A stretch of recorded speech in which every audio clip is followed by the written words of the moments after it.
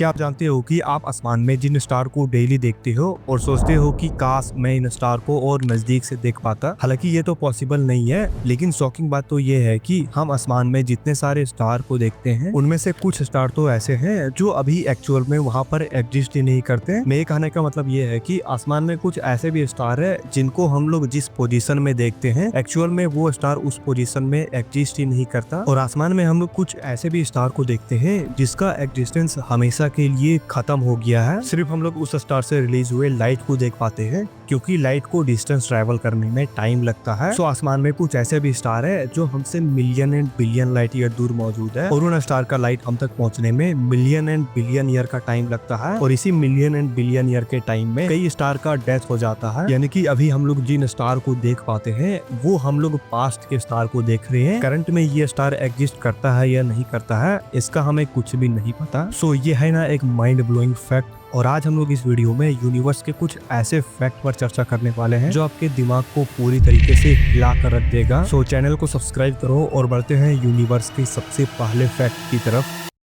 हम लोगों ने ये पढ़ा है कि हमारे यूनिवर्स का diameter around 93 billion light year का है। यानी कि एक ऑब्जेक्ट जो हमसे सबसे ज्यादा दूर मौजूद होगा वो हमसे 46 बिलियन लाइट ईयर दूर होगा। बट मैं आपको बता दूं कि ये सिर्फ ऑब्जर्वेबल यूनिवर्स का साइज है। इस 93 बिलियन लाइट ईयर के आगे क्या है वी डोंट नो। और इसके पीछे का रीजन है स्पीड ऑफ लाइट, क्योंकि 93 बिलियन लाइट ईयर के आगे क्या है अगर हमें इसे जानना है तो सबसे पहले हमें उसे देखना पड़ेगा। बट प्रॉब्लम ये है कि उन ऑब्जेक्ट का लाइट हमारे तक कभी पहुंच ही नहीं पाएगा। इसी की वजह से इस 93 बिलियन लाइट ईयर के आगे क्या है हमें कुछ भी नहीं पता। को साइंटिस्ट ये अनुमान लगाते हैं कि जिस प्रकार से हमारे ऑब्जर्वेबल यूनिवर्स के अंदर गैलेक्सी, प्लैनेट और स्टार मौजूद है, ठीक इसी प्रकार से ऑब्जर्वेबल यूनिवर्स के बाहर भी ऐसा ही कुछ सीन होगा। और वहीं पे कुछ साइंटिस्ट ये बिलीव करते हैं कि ऑब्जर्वेबल यूनिवर्स के आगे हमारा यूनिवर्स का एंड है और इसके आगे एक और यूनिवर्स का शुरुआत होता है। हम आसमान में और ब्रह्मांड में जितनी सारी चीजों को देखते हैं वो एक्चुअल ब्रह्मांड का एक छोटा सा हिस्सा है। अगर हम लोग एक्चुअल ब्रह्मांड के साइज की बात करें तो ये ऑब्जर्वेबल यूनिवर्स के साइज से कई गुना ज्यादा बड़ा होगा। सो आप इस बात से ये अनुमान लगा सकते हो कि आखिरकार हमारे ब्रह्मांड का आकार कितना बड़ा है। वेल अब बढ़ते हैं अपने अगले फैक्ट की तरफ जो आपके दिमाग की नसों को खोल कर रख देगा। क्या होगा अगर मैं आपसे कहूँ कि हम सभी इंसान स्टार डस्ट से बने हुए हैं। यानी कि जब किसी स्टार का डेथ होता है और उस स्टार के डेथ से जो डस्ट निकलता है हम इंसान उन्हीं डस्ट से मिलकर बने हुए हैं। और इस बात को कोई मैं हवा में नहीं बोल रहा हूँ, बल्कि साइंटिस्टों ने इस चीज को प्रूव भी किया है कि जो स्टार आज से करोड़ों साल पहले मर गए थे उनसे जो डस्ट पार्टिकल निकला था एक्चुअल में हम उसी अरबों साल पहले निकले डस्ट पार्टिकल से मिलकर बने हुए हैं। अगर आपको समझ नहीं आया तो चलो हम लोग इस चीज को थोड़ा और गहराई से समझने की कोशिश करते हैं। आज से अरबों साल पहले जब ब्रह्मांड में कोई भी स्टार एग्जिस्ट नहीं करता था तब हाइड्रोजन के कणों ने मिलकर पहला स्टार बनाया था और इसी स्टार के कोर में हाइड्रोजन ने हीलियम का रूप लिया था। और इसी सेम प्रोसेस को आज हमारा सूर्य रिपीट कर रहा है जिसे न्यूक्लियर फ्यूजन कहा जाता है। और हमारे सन के अंदर भी हाइड्रोजन लगातार हीलियम में बदल रहे हैं और ठीक यही प्रोसेस आज से करोड़ों साल पहले मौजूद स्टार में हुआ था। और हाइड्रोजन से हीलियम बनने के बाद हीलियम से कार्बन बना जिसे आज हम लोग ट्रिपल अल्फा प्रोसेस कहते हैं, जहाँ पर 3 हीलियम नाभिक मिलकर कार्बन 2 बनाते हैं और फिर न्यूक्लियर फ्यूजन की वजह से कार्बन और हीलियम से ऑक्सीजन बनने लगे। ये प्रोसेस हमारे सूर्य से 100 गुना ज्यादा बड़े तारे में होता है और जब इन मैसिव स्टार का फ्यूल खत्म हो जाता है तो ये तारे फट जाते हैं और इस प्रोसेस की वजह से वो सभी तत्व चारों साइड फैल जाते हैं जो उस तारे के कोर में बने होते हैं, जैसे कि हीलियम, कार्बन और ऑक्सीजन। और लिटरली आपका बॉडी उन्हीं कार्बन और ऑक्सीजन से मिलकर बना हुआ है जो आज से करोड़ों साल पहले किसी स्टार के अंदर बने थे। वेल इसमें सिर्फ ऑक्सीजन और कार्बन ही शामिल नहीं है बल्कि इसमें hydrogen, nitrogen, calcium, phosphorus, potassium, sulphur, sodium, chlorine और मैग्नीशियम भी शामिल है। और ये वो सभी एलिमेंट है जो स्टार से बने हुए हैं। यानी कि ये बात हम दावे से कह सकते हैं कि हमारा बॉडी आज से अरबों साल पहले मौजूद स्टार डस्ट से बना हुआ है। अब बढ़ते हैं अगले फैक्ट की तरफ जो रिलेटेड है ब्लैक होल से। अगर आपको भी लगता है कि ब्लैक होल कोई एक प्रकार का होल है तो मुबारक हो, आपका जवाब पूरी तरीके से गलत है। बेसिकली एक ब्लैक होल तब बनता है जब किसी एक मैसिव स्टार का डेथ होता है, यानी कि जब वो स्टार अपने अंदर ही कोलैप्स कर जाता है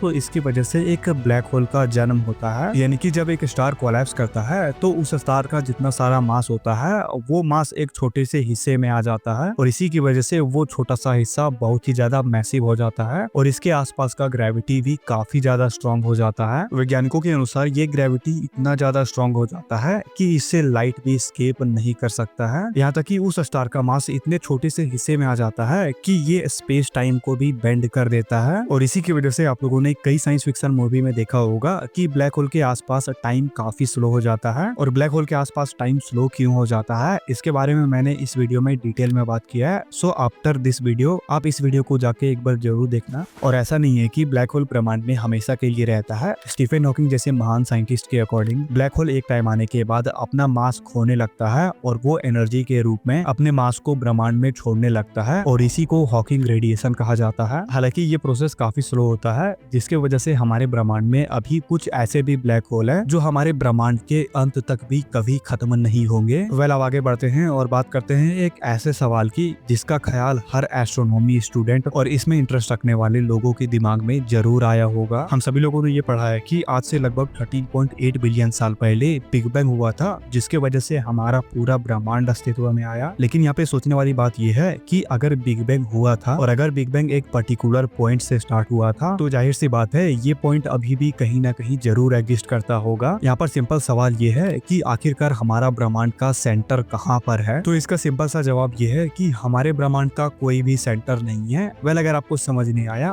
तो let me explain how. Actual में हमें जिस तरह बिग बैंग के बारे में बताया जाता है कि बिग बैंग स्पेस में होने वाला एक एक्सप्लोजन था, बट एक्चुअल में बिग बैंग कोई एक एक्सप्लोजन नहीं था बल्कि ये स्पेस में होने वाला एक एक्सपेंशन था। यानी कि जिस पॉइंट में बिग बैंग हुआ था वही पॉइंट फैलना स्टार्ट कर दिया। इसे कुछ आप इस तरीके से समझ सकते हो, जब हम बलून में काफी सारे छोटे छोटे डॉट को मार करके बलून को फुलाते हैं तो आप देखोगे कि ये डॉट एक दूसरे से दूर नहीं जा रहे हैं बल्कि इस बलून का जो रबर है वो फैल रहा है, न कि ये ऑब्जेक्ट फैल रहे हैं। और ठीक इसी प्रकार से हमारा स्पेस काम करता है। स्पेस में जितने सारे चीजें हैं लाइक गैलेक्सी, स्टार और प्लैनेट वो हमसे दूर नहीं जा रहे हैं बल्कि इनके बीच का जो स्पेस है वो हमसे दूर जा रहा है, जैसे कि हम लोगों ने बलून के केस में देखा। यहाँ पर एक और बहुत ही इंटरेस्टिंग चीज सामने आता है। आप अभी जिस जगह में खड़े हो अगर आप वहाँ पे एक पावरफुल टेलीस्कोप लगा के ब्रह्मांड की तरफ देखते हो तो एग्जैक्टली उसी जगह में आपको बिग बैंग होता हुआ दिखाई देगा। और ऐसा इसलिए होगा क्योंकि ब्रह्मांड का हर एक चीज एक दूसरे से दूर जा रहा है और ये एक तरह से रिलेटिव है। यानी कि ब्रह्मांड का कोई एक फिक्स सेंटर नहीं है, चाहे आप पृथ्वी में हो या फिर किसी दूसरे गैलेक्सी में, ब्रह्मांड का सेंटर हर जगह आपको दिखाई देगा। अब आगे बढ़ते हैं और इस वीडियो के सबसे आखिरी फैक्ट की बात करते हैं और ये फैक्ट आपका दिमाग हिलाकर रख देगा। हम लोगों ने अभी तक ब्रह्मांड के जितने सारे चीजों के बारे में बात किया, चाहे वो फिर ब्लैक होल हो, स्टार हो, प्लैनेट हो या फिर कोई गैलेक्सी ही क्यों ना हो, ये सभी चीजें हमारे पूरे यूनिवर्स का एक बहुत ही छोटा सा हिस्सा है। वैज्ञानिकों के अनुसार ब्रह्मांड का 95% हिस्सा उन सभी चीजों से मिलकर बना हुआ है जिसे हम ना तो देख सकते हैं और ना ही इन सभी चीजों के बारे में कुछ जानते हैं। वेल ये चीज है डार्क मैटर और डार्क एनर्जी जिसे हमारा 95% ब्रह्मांड बना हुआ है। सबसे पहले हम लोग बात करते हैं डार्क मैटर की